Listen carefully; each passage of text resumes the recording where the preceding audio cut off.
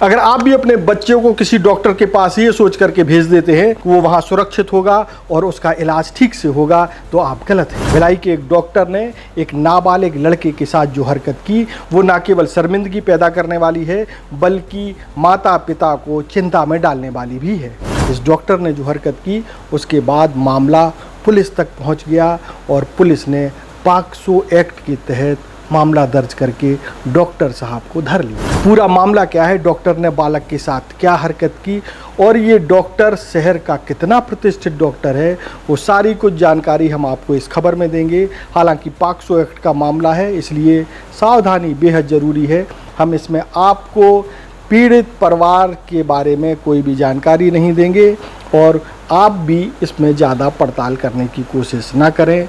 बस ये मामला गंभीर है और अगर इस तरीके का कोई मामला आपके संज्ञान में आता है तो उसकी सूचना पुलिस को ज़रूर दें। सबसे हैरानी की बात यह है कि सुनने में यह आया है कि डॉक्टर साहब कोई आश्रम भी चलाते थे और अगर डॉक्टर साहब की हरकतें वाकई में सही निकलती हैं तो उस आश्रम में पढ़ने वाले बच्चों को लेकर के भी चिंता पैदा होती है। स्पर्श मल्टी स्पेशलिटी हॉस्पिटल आधुनिक एवं श्रेष्ठ किडनी विभाग फुल टाइम विशेषज्ञों की देखरेख में दे रहा है डायलिसिस की सुरक्षित और बेहतरीन सुविधा, साथ ही न्यूनतम दर पर हेल्थ पैकेज की सुविधा भी। स्पर्श मल्टी स्पेशलिटी हॉस्पिटल, एक एहसास अपनेपन का। नमस्कार, मैं हूं मयंक चतुर्वेदी और आप तीरंदाज देख रहे हैं। अधिकतर जो है डॉक्टरों के बारे में ये माना जाता है कि वो भगवान हैं और अच्छे से मरीजों का इलाज करेंगे, लेकिन इस पेशे में कुछ ऐसे लोग भी छुपे हुए हैं जो इस पूरे पेशे को बदनाम कर रहे हैं। न केवल बदनाम कर रहे हैं बल्कि बच्चों की सुरक्षा को लेकर के भी गंभीर समस्या पैदा कर रहे हैं। भिलाई का जो मामला है वो बेहद ही संगीन है और संवेदनशील होने के साथ साथ चिंता पैदा करने वाला है।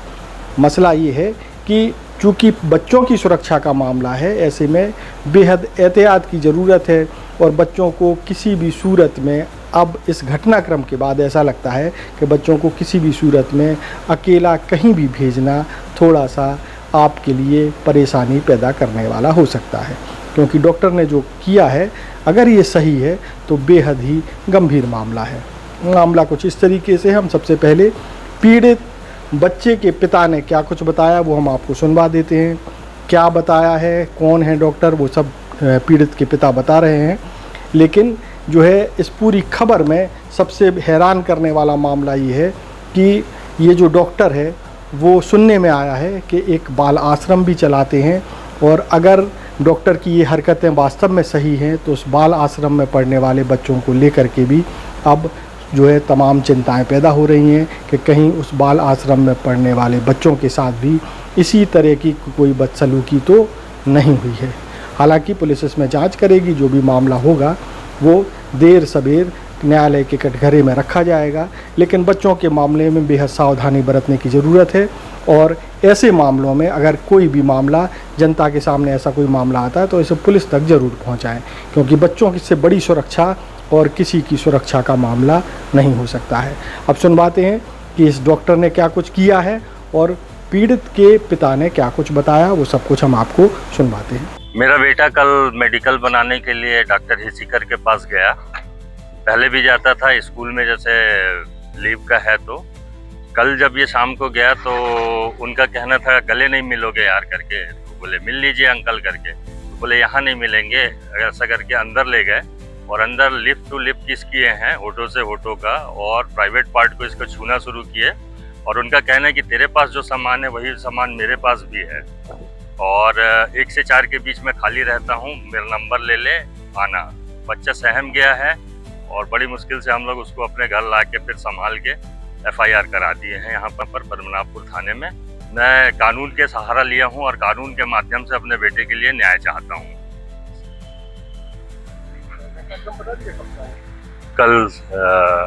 कल शाम को 7:30 बजे की घटना है। ये बोरसी कॉलोनी में ही निवास करते हैं, उनके घर में ही डिस्पेंसरी है, नर्सिंग होम है और एक डिस्पेंसरी इनका रेलवे फाटक के पास है बोरसी भाटा में। डॉक्टर SK हिसीकर जो बोरसी में ही निवास करते हैं, वहीं पर उनका घर में ही डिस्पेंसरी है और एक डिस्पेंसरी उनका बोरसी भाटा में है रेलवे क्रॉसिंग के पास। और ये जो घटना कृत्य किया है मेरे बेटे के साथ, वो अपने निवास वाले नीचे डिस्पेंसरी में ही किया है मेरा बच्चा बहुत डरा हुआ है, बहुत सहमा हुआ है। इस एज में उसके साथ अगर ऐसा होता है तो आगे समाज के लिए क्या मैसेज जाएगा और वो बच्चा कैसे जीवन जिएगा अपना। हम बहुत ज़्यादा प्रताड़ित हैं और हम कानून से सीधा मदद मांगने आए हैं और हमको कानून के माध्यम से पूरा न्याय चाहिए। बच्चा नाबालिग है, 17 साल का है, उसके साथ इतना कृत्य हुआ है, वो संभाल नहीं पा रहा है।